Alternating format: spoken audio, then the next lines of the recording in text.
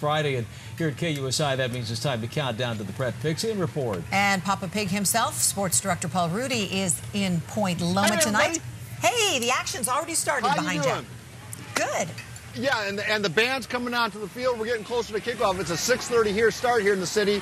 So at some point we'll have to break away for the national anthem. But I'll tell you what, it's time now to send our attention to the East County, where I believe Maddie Sinclair is standing in attention with a preview of the El Cajon Ford East County Game of the Week. Maddie Sinclair, do you read me? Yeah, thank you, Paul. Well, I am here with Nathan Barnett, the quarterback of Steele Canyon. And, you know, you came from Jersey. Did you know the quarterback that used to be here, Lawrence Fishburne? Tom Fishburne. Tom Fishburne? Okay. Yeah, actually, when I first was over in Jersey and I heard about Steele Canyon, I looked them up.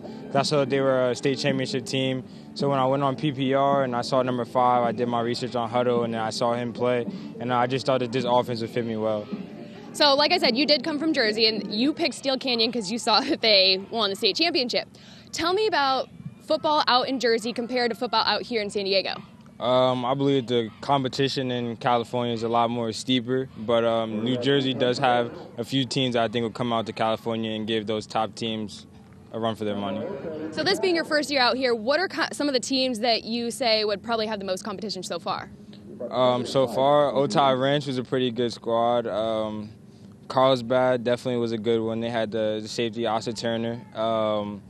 Last week, Mira Mesa, they were a pretty good team. Like, we really haven't played a bad team this year. It's just we've been converting and doing what we have to do to win games. So you are the quarterback with over 400 passing yards, but you also have over 400 rushing yards. What goes through your head, when you get that ball? Honestly, I just read my line. My line, they do a hell of a job blocking, and my coach calls the right plays to get us in the end zone. So last week, you and Kenneth Watson had combined over 500 yards, but you have a special player that you like to go to. What's his name? Chance Johnson. He's my slot receiver. He's only a junior. I think he'll be doing good things for the rest of this season as well as next season. So last time these two teams met, your team played Granite Hills, you beat them by 1 point and advanced into the state. You're back playing them again. What do you think is going to happen tonight? Honestly, I wasn't here from last year's team, so I don't really know what the emotions were going into the game. But this year we're trying to start our own legacy, and it starts with Granite Hills tonight. Well, you heard him. This game is going to be one game to watch later on in the PPR for all the highlights. But for now, we're going to send it back to Paul over at Point Loma. Thank you. Thank you very much, Maddie. Imagine you're Coach Scott Longerbone at Steele Canyon, and all of a sudden a kid comes knocking on your door.